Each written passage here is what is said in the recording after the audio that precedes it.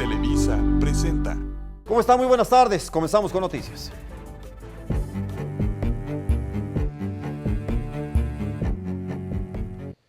Comenzamos de inmediato. De acuerdo con el secretario de Educación Pública en este estado de Puebla, el doctor Melitón Lozano, fíjese que el inminente regreso a clases, porque esa es una realidad. Esto ocurrirá en Puebla el próximo 30 del próximo mes. Sí, bueno, pues será razonado en casa, en cada hogar de los poblanos, pero sobre todo va a ser voluntario, así lo dijo. Razonado y voluntario, así será el inicio del ciclo escolar 2021-2022 en Puebla, programado para el 30 de agosto, aseguró el secretario de Educación Pública Melitón Lozano al referir que se trabaja para que los estudiantes regresen seguros a las aulas. Y el presidente Andrés Manuel fue muy enfático: nada por la fuerza, todo por la razón y el derecho.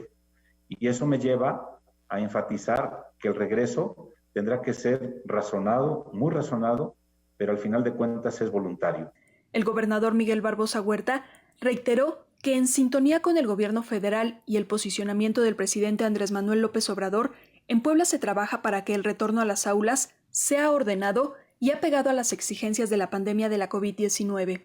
No paramos, vamos a estar listos para el regreso a clases el 30 de agosto y hacemos equipo con la Federación y respondemos al llamado del presidente de la República. Y de esta Secretaría invitamos a que todos estemos en equipo, hombro con hombro, para un regreso seguro y un regreso en bien de las niñas, niños y adolescentes del estado de Puebla. El titular de la SEP en Puebla informó que se desarrollaron lineamientos con 5 fases de preparación para un regreso a clases con certidumbre y seguridad para los alumnos y docentes. Indicó que de no cumplir con los parámetros mínimos de sanidad, las instituciones educativas continuarán con el modelo educativo a distancia. Una de las principales es que deben de tener agua, el agua potable necesaria para las condiciones de lavarse las manos. Segundo, debe necesariamente de tener los espacios ventilados. Eso es algo que se tiene que supervisar y que se garantice la sana distancia. Obviamente el cubrebocas es algo esencial, pero sobre todo la sana distancia. Todos los supervisores de escuelas estarán atentos a verificar que cada una de las instituciones públicas esté en condiciones.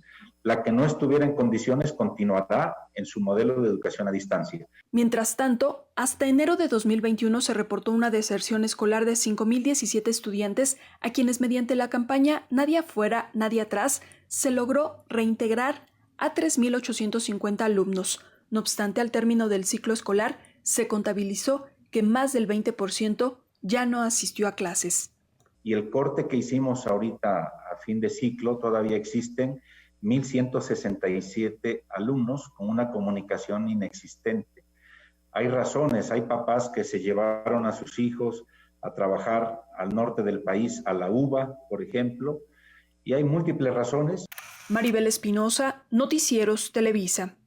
Bueno, esta mañana en Palacio Nacional el presidente López Obrador insistió una y otra vez, lo ha venido diciendo, en que se deben retomar las clases presenciales en el próximo ciclo escolar. Aunque los contagios por COVID-19 han crecido, están en aumento, sí, en las últimas semanas y en los últimos días. Apuntó que no hay mayor riesgo para los niños y adolescentes que, pues perder clases, y explicó que casi los países del mundo ya tienen sus planteles abiertos. En cambio, México es de los que más tiempo, ha tardado en dar educación presencial. Es la postura del presidente. Bueno, pues yo soy partidario de que se regrese a clases. A finales de agosto regresemos. No es conveniente que se continúe con las clases a distancia. Necesitamos pensar en los niños y no solo cuidarlos, que hay que hacerlo para que no se contagien, sino cuidarlos también emocionalmente, y la escuela es fundamental. Es necesario el que regresen los niños a la escuela, es la mejor terapia. Bueno, pues ahí está la postura. Fíjense que a partir de la próxima semana comenzará la vacunación, ahora contra, bueno, pues evidentemente el COVID, o la COVID, como usted quiera. Sí, pero la noticia buena, o la noticia destacable, es que es para poblanos de 30 años y más. Comienzan en la zona metropolitana. Ojo, bandos de 30 y más, 40 y más en su segunda dosis, 50 y más rezagados y 60, si es que todavía hay. La curva de contagios de coronavirus se mantiene por arriba de los 150 nuevos casos cada 24 horas en Puebla. El secretario de Salud, José Antonio Martínez García, señaló que se han realizado 152.327 muestras, de las cuales 89.313 han dado positivo a COVID-19. Actualmente existen 413 casos activos ambulatorios y hospitalizados en 28 municipios, 250 pacientes están hospitalizados y 37 conectados a un ventilador mecánico. Con un acumulado de casos positivos de 89.313, teniendo 177 casos activos nuevos en comparación del día de ayer. En lo que respecta lamentablemente a las defunciones, tenemos un acumulado de 12.892, teniendo 2 defunciones en las últimas 72 horas.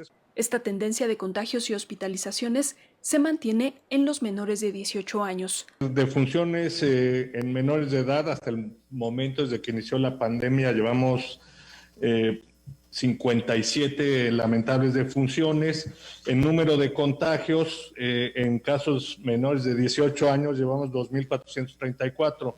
Hasta el momento no hemos visto un incremento alarmante, se mantiene prácticamente el mismo número durante toda la pandemia. Por último, adelantó que la próxima semana podría comenzar la jornada de vacunación en Puebla capital y zona conurbada. Ya empezamos la próxima semana, tentativamente el lunes. Mañana daríamos a conocer los horarios, todos los procesos y las políticas de esta vacunación. Y tenemos 190,000 dosis para colocarlas, para ponerlas en esta jornada. Maribel Espinosa, Noticieros Televisa. Bueno, por lo pronto, el Congreso de este estado de Puebla descartó un posible brote de COVID-19 al interior del recinto legislativo. Esto con la intención, claro, lo dan a conocer, con la intención de evitar contagios que pues podían surgir. Se están realizando pruebas de PCR y de antígeno a todas las personas que ingresan a las instalaciones. Del 2 de junio a la fecha, a través de pruebas PCR, solo se han identificado 5, pero son probables casos positivos, hay que esperar. Las personas sospechosas fueron remitidas a supervisión médica de manera inmediata sin que tuvieran contacto con otros compañeros o compañeras de trabajo. En total, se han aplicado 487 pruebas PCR, 203 de antígenos, con un total de 690 exámenes, por lo que el área de comunicación social del Poder Legislativo descarta, eso dice, descarta por completo la presencia del virus. Bueno, y ya reabrieron las puertas del Infonavit, las oficinas, por supuesto, sí, tras el caso positivo de COVID registrados apenas unos días. Después que el pasado lunes se registró un caso de COVID-19 en las oficinas del Infonavit en Puebla, se tomó la decisión de cerrar. Pero este jueves ya reabrieron sus puertas en un horario de 8:30 de la mañana a 1:30 de la tarde. Para ello, han tomado algunas acciones de bioseguridad con las que ya se contaba, pero se pretende hacerlo de manera más exhaustiva, como la toma de temperatura, aplicación de gel antibacterial y sana distancia. Sin embargo, es muy importante que quienes acuden lo hagan con sus propias acciones. El cubrebocas, el gel, hay que usarlo constantemente. Si tenemos la posibilidad de lavarnos las manos a cada rato, igual las manos, no tocarse ojos, nariz, no comer nada en la calle. Y en la casa lo que hacemos para poder cuidarnos. Pues venimos con cubrebocas, no tocar los del camión, los delantales, usar gel, sana distancia, muchas cosas, por el bien de nosotros. Así lucía la fila que llegaba hasta la siguiente esquina para recibir la atención requerida por algún trámite. Con la imagen de Miguel Ángel Hernández, Héctor Rangel, Noticieros Televisa. Bueno, mire, por si no fuera suficiente la falta de medicamentos que sufren miles y miles de familias en este país, ahora los pocos que hay se los están robando de las clínicas del IMSS. Una específica, la ubicada en Amalucan. Cheque esta historia. La clínica IMSS de Amalucan, en la ciudad de Puebla, fue blanco de la delincuencia. Se registró un robo la madrugada del martes en la zona de la farmacia donde sustrajeron medicamentos específicos. Los zampones se llevaron al menos 8,000 piezas de linagliptina y sitagliptina, que son usados para pacientes diabéticos principalmente. El precio promedio por unidad es de 1,500 y 1,200 pesos respectivamente, por lo que se calcula un botín superior al $1,000,000. La delegación Puebla del Instituto Mexicano del Seguro Social dio a conocer que se ponen a disposición de las autoridades para esclarecer este hecho. La Fiscalía General del Estado de Puebla ha iniciado con las investigaciones correspondientes este jueves. La clínica ubicada en Amalucan y su área de farmacia aparentemente operan de manera normal. Estos medicamentos son indispensables para el tratamiento de ese padecimiento, por lo que derechohabientes podrían quedar sin recibirlo, al menos en breve. Con la imagen de Miguel Ángel Hernández, Héctor Rangel, Noticieros Televisa. Aquí no nos olvidamos del viejo hospital de San Alejandro. Vamos con Genaro. Genaro se encuentra justamente, Cepeda. Sí, Genaro Cepeda se encuentra justamente en el lugar. ¿Qué están haciendo ahora mismo, Genaro? ¿Cómo te va? Te saludo con gusto. ¿Qué tal, Iván? ¿Cómo estás? Muy buenas tardes. Pues sí, estamos ubicados en este hospital regional número 36, mejor conocido como San Alejandro.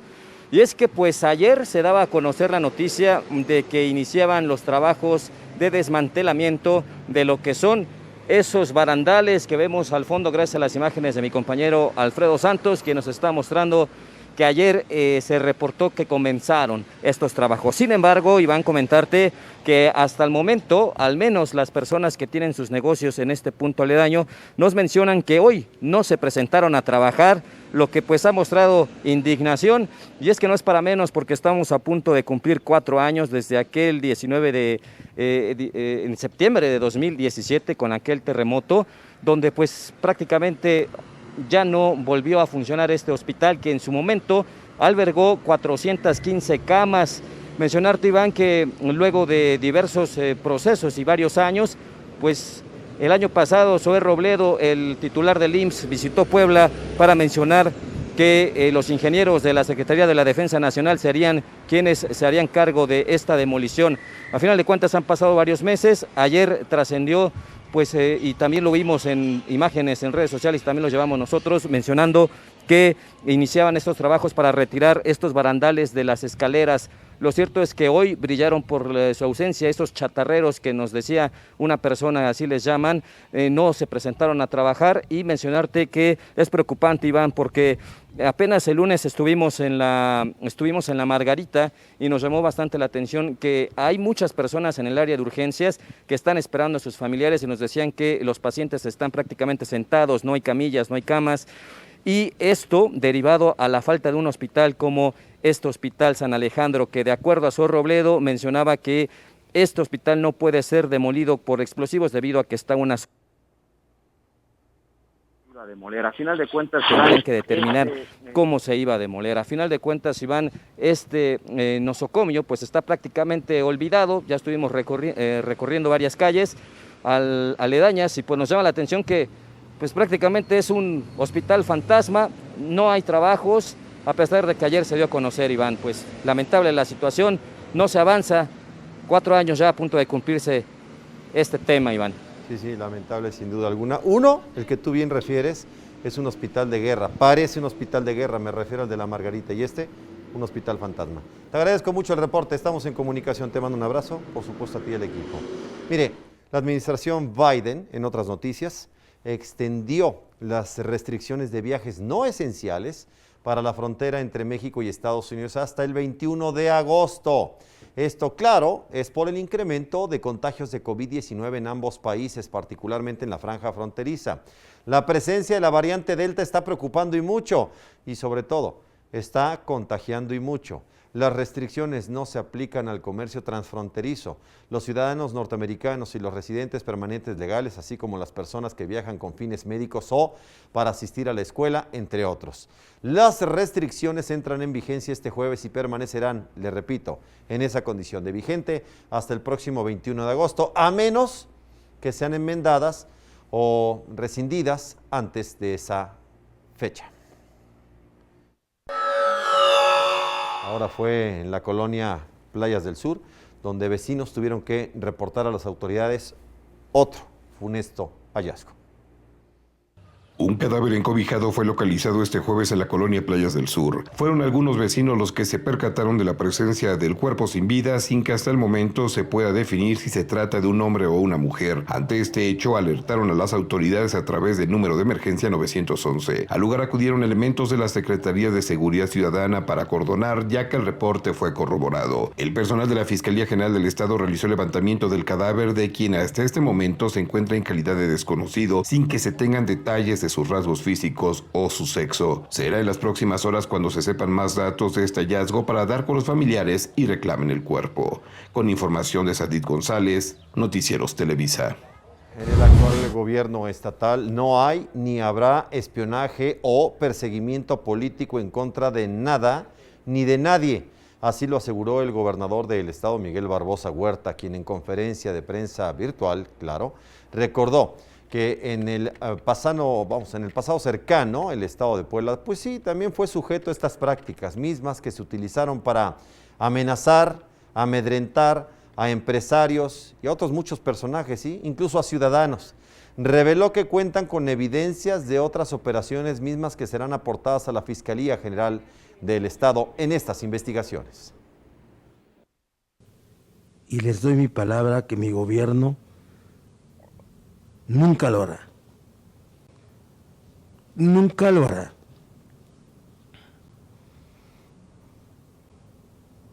Mi gobierno nunca hará ninguna vigilancia, ningún espionaje, ningún seguimiento en materia política. Bueno, y además del dolor de su propia causa, que ya es muy pesado, es terrible, padres y madres de desaparecidos en este estado padecen las inclemencias climatológicas por permanecer en huelga, en manifestación afuera del Congreso del Estado. Mire.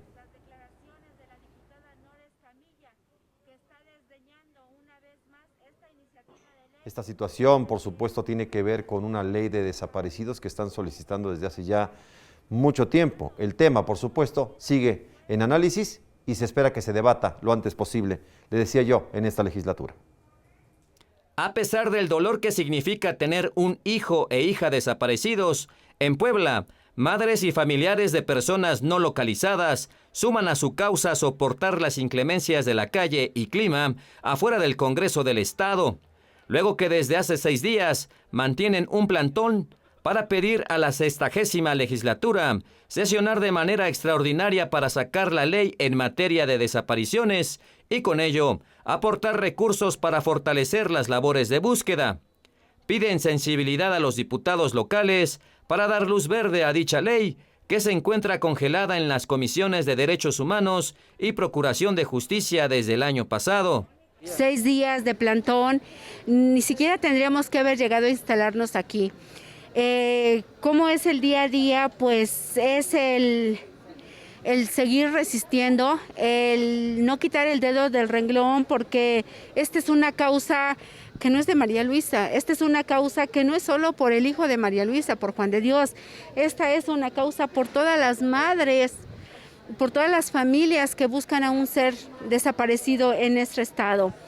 Carmen es originaria del municipio de Venustiano Carranza y desde hace 6 años busca a su hijo Víctor Manuel, quien dejó 4 hijos luego de que desapareció tras salir con un amigo. Pues muy triste porque pues ya lloramos en casa, ya batallamos bastante de todas las maneras, económicamente, moralmente, pero pues tenemos que levantarnos y buscarlo. Pues yo como madre pues no tengo paz, no estoy contenta, yo quiero saber qué es de él, porque pues en esta situación de desaparición no sabemos si él está vivo o está muerto. De acuerdo con datos del colectivo Voz de los Desaparecidos en Puebla, hay al menos 3,000 personas no localizadas en la última década. Con imágenes de Alfredo Santos, Genaro Cepeda, reportero, Noticieros Televisa. Por cierto que el colectivo Voz de los Desaparecidos realizó una protesta frente a Palacio Nacional para exigir una ley en la materia en el estado de Puebla. Los integrantes del colectivo viajaron a la capital tras cumplirse una semana del plantón en inmediaciones del Congreso de Puebla, ante la negativa de esta legislatura para aprobar justamente esta acción, esta iniciativa. Piden la intervención del gobierno de Andrés Manuel López Obrador para dar luz verde a esta ley de desaparecidos del Estado antes de que concluya la actual legislatura. Bueno, y lo que nos faltaba, chequen lo que apareció ahí en terrenos de Huejotzingo, mire. Estas figuras extrañas aparecieron en un terreno de cultivo ubicado en Huejotzingo y los límites con Santa María, Zacatepec. Desde las alturas se aprecian trazos que simulan algún tipo de mensaje que, a decir de campesinos de la zona, aparecieron repentinamente la mañana del pasado 19 de julio.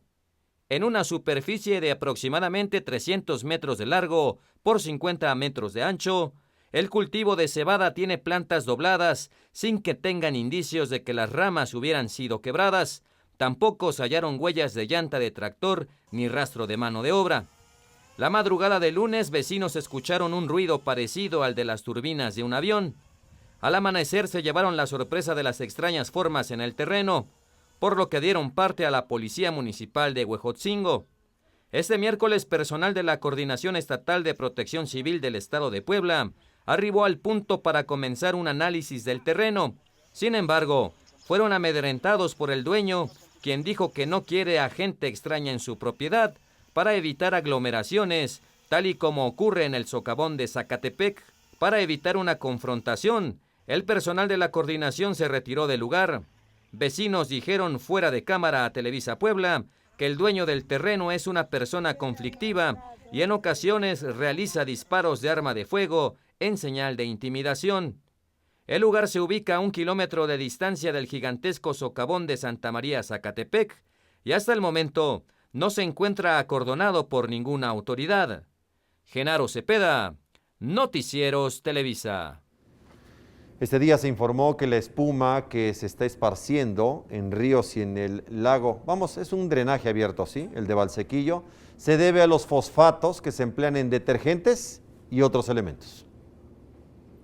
Empresarios poblanos operan al margen de la ley al aprovechar la falta de inspectores y la pandemia para no poner en marcha sus plantas tratadoras de agua y así aumentar los contaminantes en el río Atoyac. Lo anterior genera espuma en el afluente y su acumulación en la presa Manuel Ávila Camacho, Valsequillo, se debe al uso excesivo de fosfatos. Estos fosfatos devienen de dos principales fuentes: los jabones o sustancias jabonosas, en donde se presentan en la actualidad diversas descargas de lavadores de vestilla que usan jabones muy duros para su lavado y están generando la producción de esta espuma. Y la otra fuente mayor en la actualidad son los fertilizantes de fosfato, como es el fosfato diamónico, el fosfato monoamónico, el sulfato triple y el sulfato simple. El director del Sistema Operador de Agua Potable y Alcantarillado de Puebla, Gustavo Gaitán, señaló que el incremento se debe a varias causas, entre ellas que no están operando las plantas de tratamiento de aguas residuales de empresas. Lo que está ocurriendo es que las empresas, abusando la escasez de inspectores y la temporada de la pandemia, muchas no están prendiendo las plantas de tratamiento. Y ahorita estamos precisamente sobre ellos tratando de evitar que esto siga sucediendo. Al respecto, el gobernador Miguel Barbosa Huerta explicó que estos residuos evitan que cualquier acción de rescate en el río Atoyac prospere. Y también las causas de contaminación. Como lo hemos dicho, mientras no cancelemos las causas, las fuentes de contaminación, pues cualquier proyecto de rescate va a ser inútil. Y ahí las fuentes de contaminación ahí están, son los drenajes de los municipios a lo largo del cauce del río, las descargas industriales, de granjas, de todo tipo.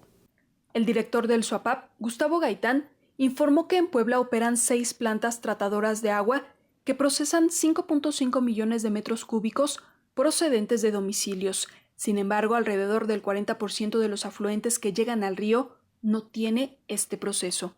Sí tenemos por varias presencias nosotros de espuma en las descargas de las plantas, pero esto se debe a que el 40% del agua que se está tratando provienen de municipios conurbados que están fuera de la zona de cobertura de SUAPAB y de la concesión y que también están haciendo ahorita varias descargas descontroladas que están teniendo bastante jabón.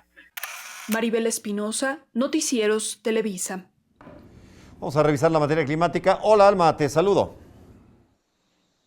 Oliván, muy buenas tardes. Tiempo del clima. Revisamos cómo se encuentran las condiciones meteorológicas y, por supuesto, tomando en cuenta que las lluvias continúan en la zona centro del territorio nacional. A pesar de ello, la probabilidad de precipitación para la tarde es tan solo del 30%, con un cielo parcialmente nublado en la región centro de nuestro país. Pero no se confíen, las entidades del Pacífico mexicano tienen en estos momentos el paso de una onda tropical y, por supuesto, la otra onda tropical, la número 14, está afectando toda la región sur. Por lo tanto, las lluvias van a continuar. Los canales de baja presión también se hacen presentes. Tenemos al momento 2 canales de baja presión, uno que se extiende de las entidades de la Mesa del Norte a la Mesa Central, ocasionando fuertes precipitaciones en Nuevo León, Tamaulipas, por supuesto también San Luis Potosí, y hacia la zona oriente de nuestro país, Veracruz, Tabasco, Campeche, con fuertes lluvias. Mientras tanto, en Chiapas y en Oaxaca se esperan tormentas eléctricas y posibilidad de granizadas por estos canales de baja presión. Afluencia de humedad proveniente de ambos litorales genera esta inestabilidad y, por supuesto, esta nubosidad baja en el centro del territorio nacional. Para la capital poblana,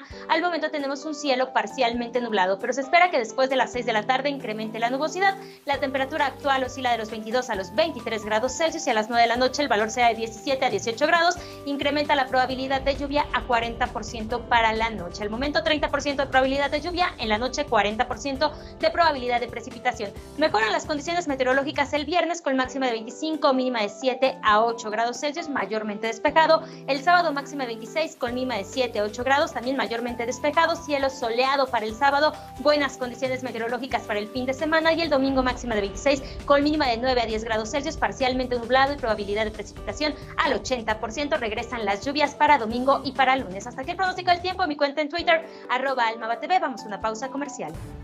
Yo decía yo, bueno, pues en esta Puebla capital los ladrones de autopartes andan como en día de campo. El robo de autopartes sigue incontrolable en la capital poblana. Las últimas semanas, usuarios de redes sociales han denunciado infinidad de hurtos a sus vehículos. A través de la grabación de cámaras de videovigilancia, han puesto en evidencia la forma de operar de estos individuos. En esta ocasión, le tocó a una camioneta estacionada en la calle Isabel la Católica, en la Junta Auxiliar de Ignacio Romero Vargas. Un sujeto que caminaba por la acera hace como que estaba hablando por teléfono, inspecciona que no lo vean y cuando se percata que ya no hay nadie en la calle, de inmediato empieza a zafar uno de los espejos. No conforme, el sujeto va por el otro, aunque este le cuesta más trabajo, por lo que saca un objeto y comienza a retirarlo. Tras lograr su cometido, el ampón se da la fuga sin que nadie lo impida. Cristóbal Lobato, reportero, Noticieros Televisa. El conductor de una camioneta se impactó en un poste allá en la 7 Norte y 50 Poniente al viajar con exceso de velocidad. O sea, le metió el acelerador. ¿Sabe por qué? Pues porque literalmente se había robado la camioneta, la unidad pues. Minutos antes se la había robado, entonces andaba desesperado por tratar de evadir a la justicia o porque sus nervios así se lo indicaron y fue y se embarró literalmente contra un poste, ¿sí? Al lugar del accidente llegó el dueño del vehículo, pues ya se imaginará la sorpresa que se llevó. Y un militar muerto, varios lesionados, dejó la volcadura de una unidad oficial en la autopista México-Puebla. La volcadura de un vehículo militar en la curva que conecta a la autopista México-Puebla con el bulevar Aeropuerto en Huejotzingo dejó como saldo un militar muerto y al menos 2 efectivos castrenses lesionados. El aparatoso accidente se registró la mañana de este jueves, alrededor de las 9 horas. Números de emergencia fueron alertados sobre el percance, por lo que al lugar llegaron elementos de la Guardia Nacional, quienes acordonaron la zona para permitir que paramédicos atendieran a los efectivos lesionados, que fueron trasladados a un nosocomio de la zona y posteriormente al hospital militar en la capital poblana. En el lugar, un soldado perdió la vida. Personal de la Fiscalía General del Estado realizó las diligencias de levantamiento de cadáver, mientras que elementos del Ejército Mexicano y Guardia Nacional acordonaron el perímetro del siniestro, ya que había armas dispersas sobre la cuneta donde ocurrió la volcadura. La unidad siniestrada tenía el folio 3307-157. Una grúa arribó al punto para retirar el vehículo una vez terminadas las diligencias. Hasta el momento no se define la causa del accidente. Genaro Cepeda, Noticieros Televisa. Bueno, un caos vehicular en la autopista Puebla-Orizaba. ¿Por qué? Porque se volcó una camioneta también que tiró su carga en la carpeta asfáltica. Mire. La volcadura de una camioneta se registró en la autopista Puebla-Orizaba a la altura de Amozoc. El incidente se registró cuando el conductor de una camioneta tipo pick-up perdió el control de la unidad y se volcó sobre su costado.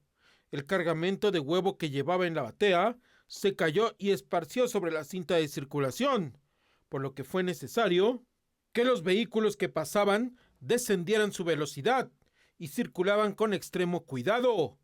Personal de seguridad acudió para realizar las diligencias administrativas correspondientes, el retiro de la unidad y el trámite para la limpieza de la cinta de circulación. Ejecatl Mello Sánchez, Noticieros Televisa. Bueno, y aquí otra volcadura más, pero ahora sobre la recta a Cholula. Terminó volcado sobre su costado izquierdo tras el impacto. Una camioneta que transportaba nopales resultó con daños importantes a causa de la imprudencia de otra persona. Es que hubo falla mecánica, se me paró la máquina, ya todo estaba el saneamiento, pero pues ahora sí que la señorita venía en exceso de velocidad, venía con el teléfono, se estampó, a ver si que ella, porque todos los demás se venían haciendo a un lado. La mujer que ocasionó el accidente se dio a la fuga dejando su camioneta con matrícula de Veracruz sobre el carril de extrema izquierda. La recta a Cholula con dirección a Puebla, a unos cuantos metros del periférico, se vio afectada en la circulación durante varios minutos. Por fortuna no se reportaron lesionados de gravedad, sin embargo. Los daños materiales son importantes. El incidente se habría registrado aproximadamente a las 7:30 de la mañana de este jueves. Con imagen de Miguel Ángel Hernández, Héctor Rangel, Noticieros Televisa. En otras noticias, en el Boulevard La Margarita, otro conductor metió también el acelerador de más y terminó impactándose contra una luminaria. Mire. Terminó impactándose contra una luminaria. El conductor de una camioneta azul que circulaba en la avenida principal de la unidad habitacional La Margarita protagonizó un aparatoso accidente la mañana de este jueves. De acuerdo con algunos testigos, minutos antes de las 7 de la mañana, el operador conducía a exceso de velocidad y al incorporarse a la vialidad no pudo controlar el vehículo. De acuerdo con algunos testigos, el vehículo venía circulando precisamente de la salida que viene de Las Torres y perdió el control por el exceso de velocidad. Estuvo a punto de impactarse contra ese poste de concreto. Fue entonces que, al tratar de volantear, terminó perdiendo el control y colisionando contra esta luminaria. El individuo se dio a la fuga, por lo que personal de servicios periciales, tras tomar conocimiento del hecho, coordinó el retiro del automóvil siniestrado. Tal fue el impacto, que arrancó desde su base de concreto el equipamiento urbano, derribándolo sobre la banqueta y dejando cables energizados en el punto. Por fortuna no circulaba en ese momento alguna persona, por lo que no reportaron lesionados. Con la imagen de Miguel Ángel Hernández, Héctor Rangel, Noticieros Televisa. Bueno, y esta que le voy a presentar ahora es una de las luchas, de las situaciones, de los retos más difíciles contra la pandemia, porque estamos hablando de un tema que tiene que ver con la ideología. Mire. A 16 meses de pandemia y ante la tercera ola de la enfermedad, los jóvenes se resisten a dejar las fiestas y a pesar del alto riesgo de contagio, existen personas que desconocen cómo entra el virus al cuerpo. Médicos refieren que en cuestión de segundos, el COVID ingresa por las vías respiratorias y en 5 o 7 días se presentan los primeros síntomas. Y principalmente ocurre porque una persona infectada, cuando habla, cuando grita, cuando canta o incluso simplemente cuando estamos respirando, se secretan partículas de saliva, son gotitas e incluso aerosoles que pueden introducirse a través de nuestra vía respiratoria, que es donde ahí en esas gotitas va el virus y el virus entonces puede infectarnos. El coronavirus es tan implacable que nadie es inmune. Los más vulnerables son quienes padecen alguna comorbilidad y los jóvenes, así como adolescentes y niños, aunque aparentemente estén sanos, también se pueden infectar. Que cuando habla, cuando se comunica, cuando está enfrente de otras personas, puede transmitir la infección. Y si esa infección se transmite a personas mayores o que tengan una susceptibilidad por alguna comorbilidad, pues simplemente le puede causar una enfermedad grave, ¿no? Entonces, por eso todos en realidad debemos de cuidarnos. Todos somos susceptibles de infectarnos. Las fiestas se han convertido en el principal centro de infección, esto debido a que los jóvenes, por la euforia, la diversión y la distracción, se olvidan de los protocolos y en ocasiones comparten bebidas, el cigarro y ni qué decir de los abrazos. Compartir cualquier aditamento o utensilio que haya tenido contacto con otra persona, sobre todo si son, por ejemplo, vasos o cucharas, platos, o incluso compartir una bebida, es un riesgo, precisamente porque, como ya mencionamos, la vía esencial de cómo este virus ingresa en nuestro organismo es a través de secreciones, tanto orales como nasales. Las condiciones no son ideales para convivir. Es momento de permanecer en casa y salir solo si es necesario. La tercera ola de contagios apenas comienza. Ana Celia Lara, Noticieros, Televisa. Sí, sin duda, muy complejo el escenario. Y mire, bajo la consigna de que el COVID llegó para quedarse, que esa es una realidad, por cierto, pues son cada vez más y más los poblanos y poblanas los que se están resignando peligrosamente a vivir en medio de esta enfermedad. Poblanos empiezan a acostumbrarse a vivir con el COVID-19. Y aunque el miedo de contagiarse persiste, opinan que la vida sigue y que el coronavirus llegó para quedarse. Tenemos que aprender a vivir con la nueva modalidad de vida que tenemos, seguir los protocolos, la higiene y para poder seguir con nuestras vidas. Eso es todo simplemente. Tenemos que aprender a vivir con la nueva modalidad de vida que tenemos. Esto vino para quedarse, definitivamente. ¿No tiene miedo de contagiarse al salir a la calle? Claro que sí, por eso trato de tener las precauciones y los protocolos debidos, de ir a un lugar público. Ante el repunte de contagios y la actualización del sistema de monitoreo regional que coloca a Puebla capital en color naranja con tendencia ascendente, las y los poblanos aseguran estar preparados para actuar en caso de presentar los primeros síntomas de esta terrible enfermedad. Pues realmente ya es como que se volvió costumbre. Pero pues sí, realmente yo siento que hay mucha gente que pues aún no se adapta o tiene algún temor. La mayoría cuenta con seguridad social y saben que tienen una institución que los va a atender.